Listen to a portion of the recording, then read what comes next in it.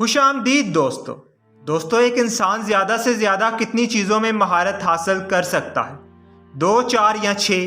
आज मैं आपको एक ऐसे जीनियस के बारे में बताता हूँ जिसे इतनी फील्ड्स में महारत हासिल थी जितनी कि किसी स्कूल या कॉलेज में भी नहीं पढ़ाई जाती। लियोनार्डो दा विंची एक साइंटिस्ट थे, एक मैथमेटिशियन थे, पेंटर थे, आर्किटेक्ट थे, स्कल्प्टर थे, इन्वेंटर थे, इंजीनियर थे, राइटर थे, हार्मोनिस्ट थे और एक स्किल्ड मैकेनिस्ट थे। इसके अलावा भी इन्हें एनाटॉमी, जियोलॉजी, एस्ट्रोनॉमी, बॉटनी और हिस्ट्री का बहुत इल्म था। दा विंची को इस दुनिया में आए हुए सबसे ज़्यादा ग्रेटेस्ट लोगों में एक माना जाता है।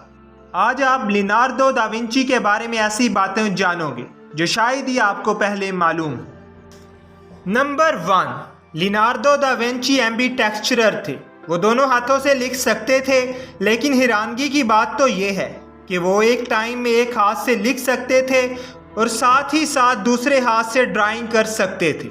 नंबर 2, दा विंची बड़ी आसानी से लफ्ज़ों को उल्टी लिखाई में लिख सकते थे, जिसे मिरर राइटिंग कहा जाता है। अगर किसी को दा विंची का लिखा पढ़ना था तो उसे चाहिए था कि इनका लिखा हुआ शीशे के सामने ले आए और तब वो इसे पढ़ सकता था। कहा जाता है कि इस तरह से दा विंची इन्हीं बातों को लिखते थे जिन्हें वो राज रखना चाहते थे, लेकिन कुछ लोग कहते हैं कि ये एक सिर्फ मिथ है कि वो अपनी राज की बातों को छुपाने के लिए उल्टा लिखते थे, क्योंकि दा विंची का लिखा हुआ ज़्यादातर मिरर राइटिंग में ही मिलता है, क्योंकि इनके लिए इस तरह से उल्टा लिखना बहुत आसान था। 1994 में बिल गेट्स ने दा विंची की बुक कोडेक्स हैमर को $30 मिलियन में खरीदा था। ये बुक दा विंची की साइंटिफिक राइटिंग का कलेक्शन है। इसे भी दा विंची ने मिरर राइटिंग में लिखा है। बिल गेट्स ने इस बुक के कुछ पेजेस को विंडो 95 के स्क्रीन सेवर की शक्ल में भी इस्तेमाल किया था। 3 साल बाद इन्होंने इसे हिस्टोरिक डायरीज का डिजिटल वर्जन पूरी दुनिया के लिए रिलीज कर दिया था।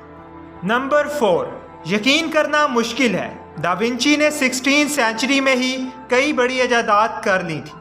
इन्हें पैराशूट, हेलीकॉप्टर, एरोप्लेन और टैंक जैसी इजादात के लिए क्रेडिट दिया जाता है। इन्होंने 16वीं सेंचुरी में ही इन चीज़ों के डिज़ाइन तैयार कर लिए थे। नंबर 5, हम दा विंची को एक प्रोफेशनलिस्ट के तौर पर जानते हैं, लेकिन अपने काम में वो टाल मटोल करते थे। यही वजह है कि उनकी बहुत सी पेंटिंग्स, राइटिंग्स और इन्वेंशंस अनकम्प्लीट हैं, जिनको वो पूरा नहीं कर पाए। दा विंची के बाद उनके बनाए गए कई डिज़ाइन पर कई इन्वेंशंस की गई हैं। Number 6, Leonardo da Vinci and Niccolo Machiavelli, जो कि दा विंची के टाइम के ही एक इटालियन फिलासफर थे। एक बार ये दोनों ने मिलकर प्लान बनाया कि इटली के पीसा शहर में बहने वाली आर्नो नदी का डायरेक्शन तब्दील करेंगे। दोनों ने काफ़ी कोशिश की लेकिन नाकाम रहे। नंबर 7, 1473 में आर्नो वैली की ड्राइंग दा विंची की सबसे पहली ड्राइंग है। इसे इन्होंने 1473 में बनाया था।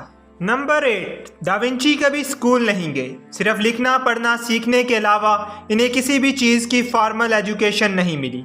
इनके वालिद उनके आर्टिस्टिक टैलेंट से वाकिफ़ थे, इसीलिए इन्होंने दा विंची को इटली के एक पेंटर एंड्रिया डिल वेरनेचियो के पास पेंटिंग सीखने के लिए भेजा। इसके अलावा इन्हें जितने भी शोबों में महारत हासिल थी वो दा विंची ने खुद हासिल की थी। नंबर 9, दा विंची आज से तकरीबन 500 साल पहले गुजरे हैं, लेकिन वो अपने टाइम से काफ़ी आगे थे। उस ज़माने में भी इन्होंने जानवरों पर होने वाले जुल्म को रोकने के इक़दामात किए। जानवरों के लिए अपने प्यार के बारे में इन्होंने लिखा है कि अगर इंसान आज़ादी चाहता है तो परिंदों को क्यों कैद में रखता है। दा विंची पिंजरे में बंद परिंदों को इसलिए खरीद लेते थे ताकि इन्हें आज़ाद कर सकें। नंबर 10, दा विंची पहले इंसान थे जिन्होंने बताया कि आसमान का रंग नीला क्यों होता है। इन्होंने बताया कि ऐसा इसलिए है क्योंकि हवा सूरज से आने वाली रोशनी को बिखेर देती है और नीला रंग बाकी रंगों के कंपैरिजन में ज़्यादा फैलता है। यही वजह है कि हमें दिन में आसमान का रंग नीला दिखाई देता है। नंबर 11, कॉन्टैक्ट लेंस का आइडिया सबसे पहले दा विंची को ही आया था। दा विंची को जो भी बात जानने को मिलती उसे वो फ़ौरन लिख लेते थे।